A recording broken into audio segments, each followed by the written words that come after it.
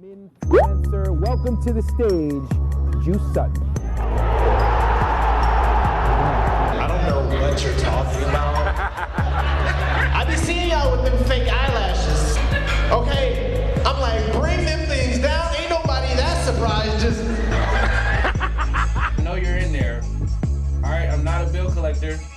I'm actually here to talk about extending your government check. Actually, we see it, dog. We do this little step right here. Like, what is that? Like, it don't matter what city you from.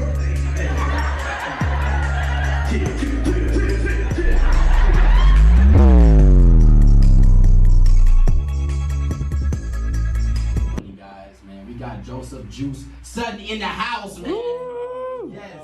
Hey, he gave me a super good intro. I was like, damn, you talking about me? You talking about me?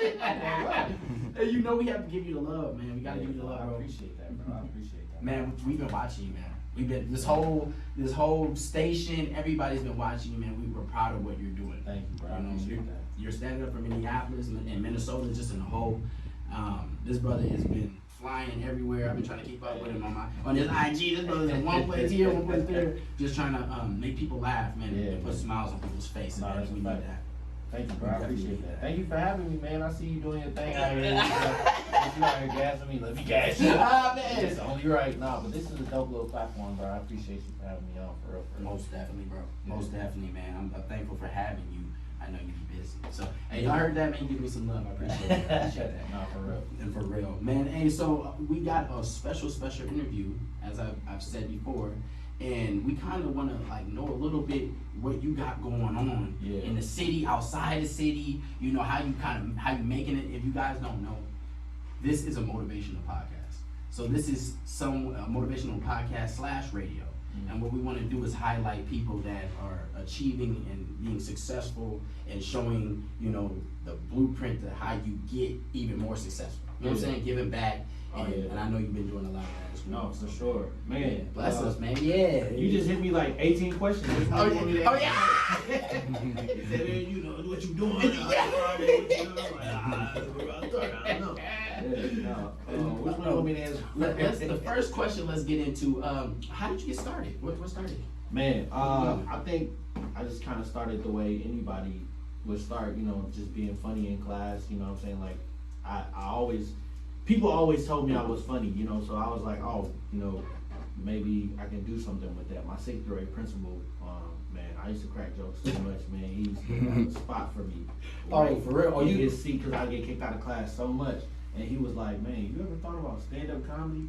I'm like, stand-up comedy, what's that? You know what I'm saying? I didn't know what it was. Like, I grew up watching, like, Kevin Hart, like, Martin Lawrence was one of my favorites growing up. And, like, Dave Chappelle, Cat Williams. Like, Cat Williams is my favorite comedian of all time. But, like, I grew up watching all these people, and, like, I didn't know what it was, but I'm like, man, I can do what they do. And he told me what it was, like stand-up comedy. I'm like, oh, okay, cool. So I did it at a talent show. I just basically roast my teachers at this point. It's like, I know you got some F's out there. Hey, man, for real, but everybody loved it. Like I did it in a way that it was cool, and I went to Lincoln at the time. Okay. So it was like, and I was like, man, I can do this. But I never really went back on it until I got older and started to realize, like, okay, maybe I can really do this. Like I went to a private school in high school, you know, I got expelled. Say that. And so like when I knew I could make those people laugh out in the suburbs, I was like, oh, like, I got a gift. You know what I'm saying? Like this, I can't take advantage of this. And so I started getting more involved because I'm like, how do you get involved in stand-up comedy? You can't go to school for it. You know what I'm saying? So I was like, all right, how do I do this? So I started seeing how other people was moving, watching how other people was moving, watching YouTube videos, hitting DMs on social media.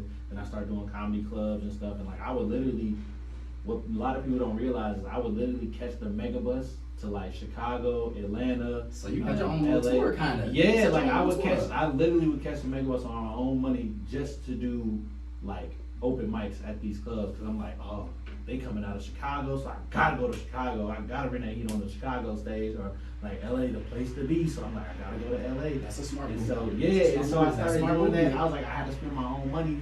I was making these connections at a really young age, and that's why people were like, bro, how did you know? Like I'm at a level where not many people get to at my age. And yeah, like, true. I was like, because I I saw what other people was doing, and I was like, okay, I'm gonna sit down, I'm gonna talk with him. Or, oh, they in Chicago, make a bus ticket, only $25 round trip. Let me just go ahead, go out there, stay with my grandma, and then, you know, go to these comedy clubs and work these rooms. And so that's how I was able to do a lot more traveling and everything. Okay. So pretty much you said, so pretty much, viewers, he set his own tour up. Pretty much. And he went out and just got after it. It didn't make a dime at all, but it was worth it. But you know, sometimes you know, it's not about the money. You know, sometimes you gotta get to them platforms and, you know, get to where you need to be and show your talents, and that, you know, money will come out. It's about the dedication. Dedication, exactly. Yeah. Dedication. And that's the thing for me is like when I got saved, going into my freshman year of college. I mean, I ain't really did saved. Right.